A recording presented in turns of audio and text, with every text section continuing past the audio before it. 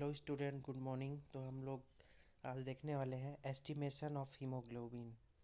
Okay, तो let's get started. Introduction है, पहले हीमोग्लोबिन के बारे में बताते हैं कि हीमोग्लोबिन एक्चुअली में होता क्या है। तो हीमोग्लोबिन एक आयरन कंटेनिंग प्रोटीन होता है जो रेड ब्लड सेल्स में पाया जाता है। सेकेंड, इसका मेन फंक्शन को इसमें दर्शाया गया है। इसका मेन फंक्शन ऑक्सीजन को लंग्स से बॉडी टिश्यू तक पहुंचाना और कार्बन डाइऑक्साइड को वापस लंग्स तक लाना होता है। मतलब इसके मल्टीपल फंक्शंस हैं। थर्ड है, एचबी लेवल शरीर की ऑक्सीजन कैरी कैपेसिटी को दर्शाता है। नॉर्मल वैल्यूज़ एचबी का एडल्ट मेल में 13 to 17 ग्राम पर डीएल, एडल्ट फीमेल 20 to 15 ग्राम पर डीएल, चिल्ड्रंस 11 to 14 ग्राम पर डीएल, न्यूबॉर्न 14 to 24 ग्राम पर डीएल। पर्पस, इसके उद्देश्य क्या है इस टेस्ट को डिटेक्ट करने के लिए, और डॉक्टर किस कंडीशन में आपको इस टेस्ट को कराने के लिए बोलता है। तो फर्स्ट है, यह टेस्ट एनीमिया डिटेक्ट करने के लिए किया जाता है। इस टेस्ट से पता लगाया जा सकता है कि एनीमिया है पेशेंट को या फिर नहीं है। अगर एचबी वैल्यू काफ़ी डाउन है तो उसको एनीमिया होगा। सेकेंड है, ब्लड डोनेशन एलिजिबिलिटी चेक करने में। जब ब्लड डोनेट करने जाते हैं आप लोग तो देखा जाता है कि एचबी आपके में नॉर्मल वैल्यू है कि नहीं। नॉर्मल ब्लड डोनेशन क्राइटेरिया में जनरली 12.5 या 13.5 से अबव वाले ही ब्लड डोनेशन कर सकते हैं। मेल फीमेल क्राइटेरिया अलग अलग होता है, तो उसको हम बाद में देखेंगे। थर्ड है, प्रेगनेंसी में हीमोग्लोबिन मॉनिटरिंग करने के लिए।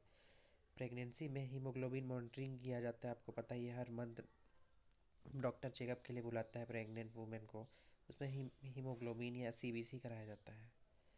जनरल हेल्थ चेकअप में भी ज़रूरी है। हमें अपने डेली लाइफ में अगर थोड़ा कमजोरी या फिर हमको जनरली मॉनिटरिंग करने की ज़रूरत भी पड़ा तो हम एचबी जांच करा सकते हैं।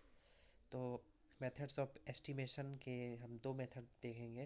पहला साहलीस मेथड, जिसे एसिड हीमेटिन मेथड कहा जाता है, और सेकेंड शॉर्ट फॉर्म में हम इसको देखते हैं ट्रैपकिंस मेथड। ओके, तो हम आज साहलीस मेथड देखेंगे।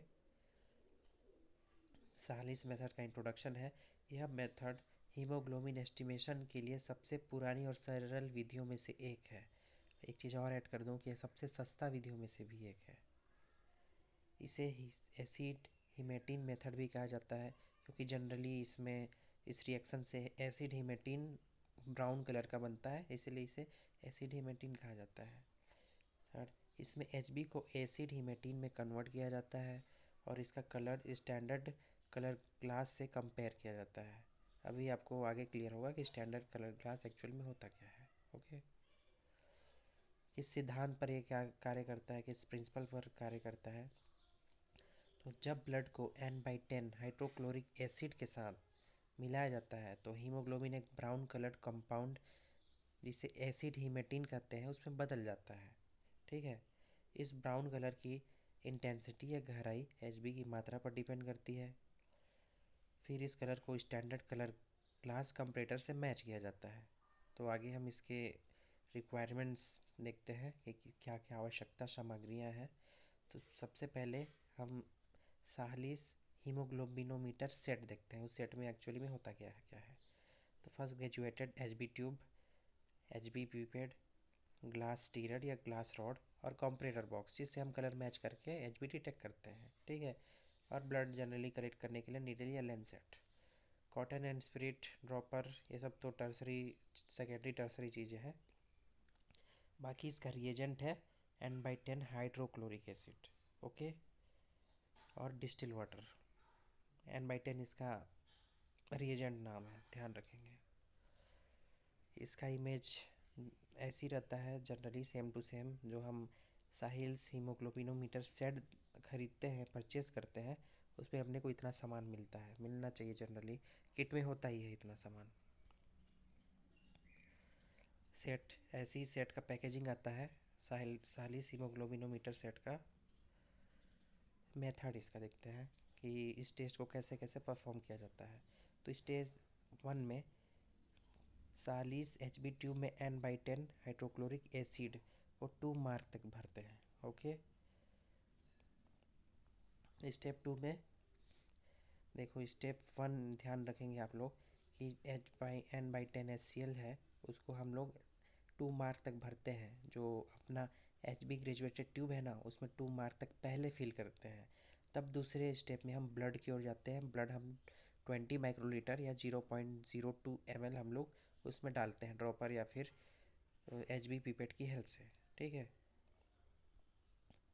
स्टेप 3, ब्लड को उसमें, हाँ वही चीज़ दिखा है कि ब्लड सैंपल को हम लोग उस रिएजेंट में मिक्स करते हैं और उसको 2 से 5 मिनट के लिए हम छोड़ देते हैं। 2 से 5 मिनट के छोड़ने के बाद कलर रिएक्शन उसमें लगभग हो जाता है या फिर हम उसके बाद मिक्स कर सकते हैं उसको। स्टेप 5 में अब distil water drop by drop डालते हैं। वो ड्रॉप बाय ड्रॉप तब तक डालते हैं जब तक कि कंपरेटर बॉक्स में उसका कलर मैच ना हो जाए।